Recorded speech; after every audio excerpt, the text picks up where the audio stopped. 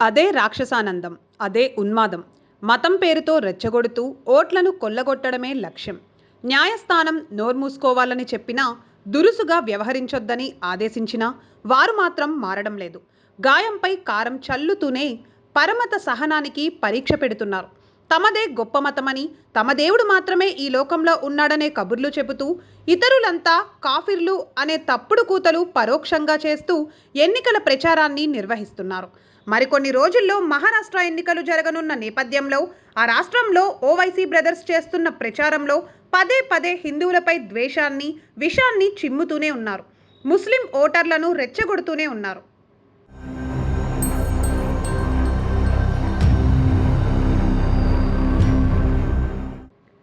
ఇటీవల అంటే ఈ నెల 6వ తేదీన అక్బరుద్దీన్ ఓవైసీ మహారాష్ట్రలోని షంభాజీ నగర్లో మజ్లిస్ ఆధ్వర్యంలో నిర్వహించిన ఓ ర్యాలీలో మాట్లాడుతూ గతంలో తాను చేసిన 15 నిమిషాల వ్యాఖ్యను గుర్తు చేశాడు. అప్పటికే రాత్రి 9 గంటల 45 నిమిషాలు కాగా ప్రసంగాన్ని మరో 15 నిమిషాల్లో ముగించేయాలి. ఇదే విషయాన్ని గుర్తు చేస్తూ ఇంకా 15 నిమిషాల సమయం ఉందని, సహనంగా ఉండాలని, ఆ 15 నిమిషాలు తనను వదలడం లేదని, తాను దాన్ని వదలబోను అంటూ చెప్పుకొచ్చాడు. ఆ సమయానికి ప్రతిధ్వని ఏది అంటూ అక్కడొచ్చిన వారిని ప్రశ్నించాడు. దీంతో సభలో ఉన్న ముస్లింలంతా అరుపులు, కేకలు, చప్పట్లతో ప్రాంగణాన్ని హోరెత్తించారు. 15 నిమిషాల నినాదాన్ని మార్మోగించారు.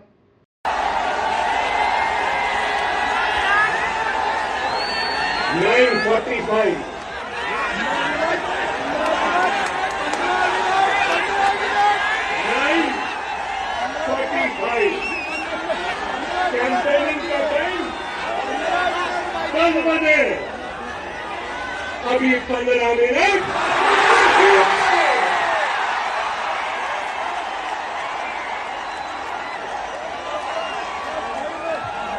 अरे भाई 15 मिनट बाकी है, सबर करिए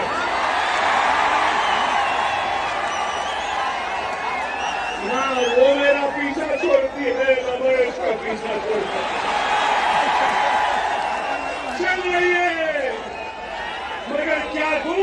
తాజాగా అసరుద్దీన్ ఓవైసీ కూడా మహారాష్ట్రలోని షోలాపూర్లో నిర్వహించిన ఓ ర్యాలీలో తనకు పోలీసుల నుండి అందిన నోటీసులు చదువుతూ 15 నిమిషాల వ్యాఖ్యలను ప్రత్యేకంగా ప్రస్తావించి అపహాస్యంగా వ్యవహరించాడు. ఈ నెల 13న జరిగిన సభలో ఆయన ప్రసంగిస్తున్న సమయంలో స్థానిక అధికారులు ఓ నోటీసును అందజేశారు. సమయ పరిమితమై వచ్చిన నోటీసును చదువుతూ కావాలనే 15 నిమిషాలు ఉందంటూ సెల్ ఫోన్లో టైం చూపిస్తూ రకరకాల యాంగిల్స్లో యాక్టింగ్ చేశాడు. దీంతో అక్కడికొచ్చిన జనం కూడా ఆయన నటనకు ఉర్రూతలూగిపోయారు. కావాలనే గతంలో తన తమ్ముడు అక్బరుద్దీన్ చేసిన వ్యాఖ్యలను కోట్ చేసి మరీ ఇలా హిందువులు వారి మనోభావాలను ఎగతాళి చేశాడు. दूल्हे भाई कुछ आती, किसको भी नहीं आती। वो खाली भाईजान से मोहब्बत है, दूसरों से नहीं है जी। तो मैं नोटिस ले लिया। सुनो सुनो, अभी टाइम कितना है? हाँ 15 मिनट है अभी। Very sorry, very sorry. 9:45 देखो 9:45। अरे तो